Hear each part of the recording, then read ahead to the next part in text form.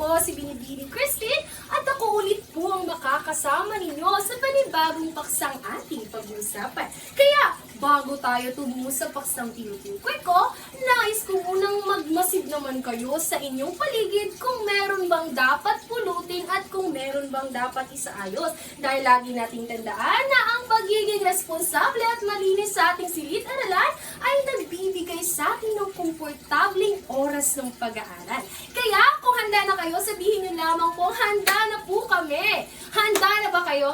Napakahusay at handang-handa na kayo. Maaari na po kayong magsiupo. Nais ko munang malaman bago tayo magsimula kung meron bang lumiban sa klase.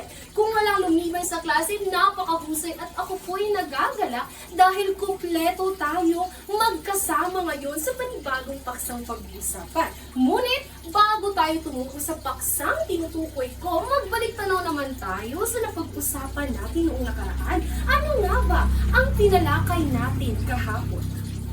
Yes, napakahusay at nalaman mo pa kapag sinabi natin na heograpiya ng daigdig, ano naman ang ibig sabihin nun? Napakahusay! At ang huling katanungan ko naman, at bakit po bang mahalagang pag-aralan natin ang heograpiya sa daigdig? Yes, Batoyo, napakahusay at lahat kayo ay meron pang nalalaman sa ating diskusyon. Kaya meron tayong gagawin ngayon at tinatawag ko po itong Kamusta Ka? Ang simple lamang po ang gagawin natin dahil lahat lamang po tayo ay tatayo at makilahok lamang sa isang kanta at pagsasayaw. Napakasimple lang po, diba? Dahil ang gagawin lamang po natin ay sasayawin at kakantahin lamang po natin ang nasa inyong harapan. Kaya lahat ay makilahok dahil meron akong mga katanungan mamaya. Kaya simulan na natin. 1, 2, 3. Kamusta ka? Halina't magsaya. Ipalakpak, ipalakpak, ituro ang paa. Tadyak sa kanan, tadyak sa kaliwa. Umikot ka, humanap ng iba. Kamusta ka? Halina't magsaya. Ipalakpak, ipalakpak, ituro ang paa. Tadyak sa kanan, tadyak sa kaliwa. Umikot ka, humanap ng iba. Napakahusay dahil meron kayo at nakilahok talaga kayo sa diskusyon at ginawa natin. Kaya naman, meron po akong mga katanungan ngayon. Ano po ba ang ipinapahiwatig ng ating ginawang laro? Mahusay kung pinakita ay mga direksyon. Ano-ano naman po ang mga direksyon na natutunan natin habang tayo ay gumagalaw? Napakahusay dahil marami kayong nakita. At bakit naman po mahalaga na malaman natin ang tamang direksyon sa ating paligid? Yes, napakahusay at meron talaga kayong natutunan sa ating ginawa. Kaya naman, kanina ko pa sinasabi ang panibagong paksa at ngayon po ay tukuyin na natin. Dahil sa gabing ito, ang gagawin po natin ay pag-uusapan ang lokasyon. Pakibasa po, lokasyon, napakahusay. Ngunit, bago natin simulan kung ano ba si lokasyon, ay basahin muna natin ang ating layunin. Ang layunin po natin ngayon ay pakibasa. Yes, yun po ang layunin natin ngayon. Kaya, simulan na natin kung ano nga po ba, simulan na natin kung ano ba si lokasyon. Kapag sinabi po nating lokasyon, maaari nyo bang basahin? Ito ay tumutukoy sa kinalalagyan ng isang lugar sa globo o mapa. Ibig sabihin po, ito ay tumutukoy kung saan matatagpuan ang isang lugar na ipinapakita rin po ng lokasyon ang posisyon ng isang lugar sa mundo. Nagkakaintindihan po ba tayo kapag sinabing lokasyon? Lagi lang tandaan na kung saan matatagpuan ang isang lugar. Pero, ang lokasyon ay may dalawang uri. At yun ang una ay relatibong lokasyon. Kapag sinabi po nating relatibong lokasyon, ito po ay tumutukoy, pakibasa, tumutukoy sa lokasyon na kaugnay sa mga nakapalibot sa lugar sa Pilipinas. Ibig sabihin po ay Ito po ay naglalarawan ng lokasyon gamit ang kalapit na lugar. Ibig sabihin po ay hindi po tayo nagsasabi ng eksaktong numero ng hindi tayo gumagamit ng longitude or latitude. Ang ginagamit lamang po natin ang kalapit na lugar sa mismo lokasyon na tinutukoy natin. Halimbawa, ang paaralan ay katabi ng simbahan. Diba? Hindi tayo gumagamit ng longitude or latitude, kundi ay gumagamit tayo ng katabi ng lokasyon na pinapakita natin. Naiintindihan po ba natin ang relatibong lokasyon? Kung naiintindihan natin, dumako naman tayo sa mga uri ng lokasyon. Una na yan ang visinar.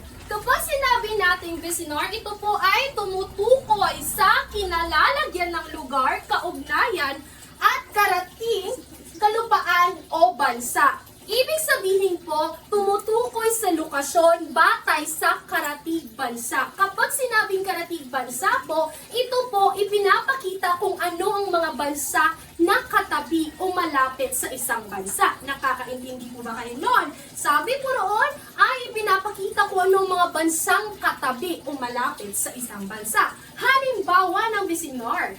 Ang Pilipinas ay visinar sa Taiwan kapag tumingin tayo sa hilaga. Ibig sabihin na ang Pilipinas ho daw ay katabi ng Taiwan. Kapag sinabi naman natin sa timog, di ba? Si Pilipinas ay visinar ng Malaysia. Ibig sabihin, katabi po ni Pilipinas si Malaysia. Ngayon naman ay tumukoy tayo sa esolar. Kapag sinabi nating esolar, ibig sabihin ay tutukoy sa kinalalagyan ng lugar kaugnay sa karatig na katubigan. Ibig sabihin, ito ang lokasyon na batay sa mga anyong tubig. Ano nga ulit ang anyong tubig? Ito ang mga karagatan o dagat, napakahusay. Ito pong lokasyon ay batay sa mga anyong tubig na nakapaligid sa isang bansa o isang lugar. Halimbawa, ang Pilipinas ay nakapalibot ng karagatang Pasifiko at dagat Pilipinas at dagat Celebes. Ibig sabihin, naghahanap tayo ng location batay sa paggamit ng mga anyong tubig. Naiintindihan ng dalawang uri ng relatibo? Ngayon naman ay dumako tayo sa tiyak o absolute na lokasyon. Ito po ay pangalawang uri ng lokasyon. Ito kasi, ang dalawang ito ay uri ng relatibo. Ngayon naman ay tumungo tayo sa pangalawang uri ng lokasyon, kundi tinatawag po na tiyak na lokasyon or absolute location kung isalin sa Ingles. Ibig sabihin po, ito po ay tumutukoy sa eksaktong lokasyon ng isang lugar sa mundo. Dito na po tayo gumagamit ng tinatawag nating latitude at longitude. Ibig sabihin, direkta po tayo nagsasabi kung anong lokasyon po iyan. Nagkakaintindihan. Alam kong meron kayong natutunan sa ating diskusyon ngayon, kaya naman ay meron tayong gagawin dahil nais kong makita kung ano ba ang inyong natutunan. Kaya magsitayo ang lahat dahil magkakaroon tayo ng pagbibilang. 1, 2, 3, 1, 2, 3.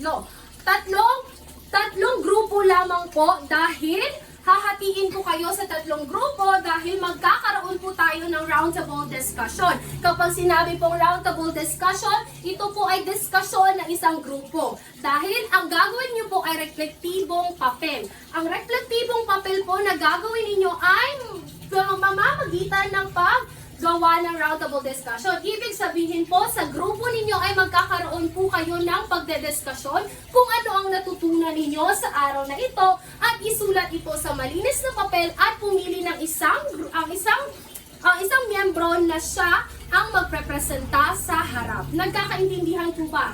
Napakahusay. At maaari na kayong magpresenta.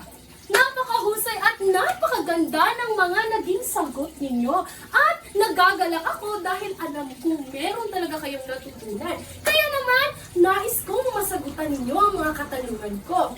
Bakit kaya mahalagang malaman ang lokasyon ng inyong tirahan o komunidad? Yes, Kulanang, napakahusay at naiintindihan mo na kung ano si lokasyon. Paano naman po nakaka-epekto ang lokasyon sa pamumuhay ng tao sa inyong lugar?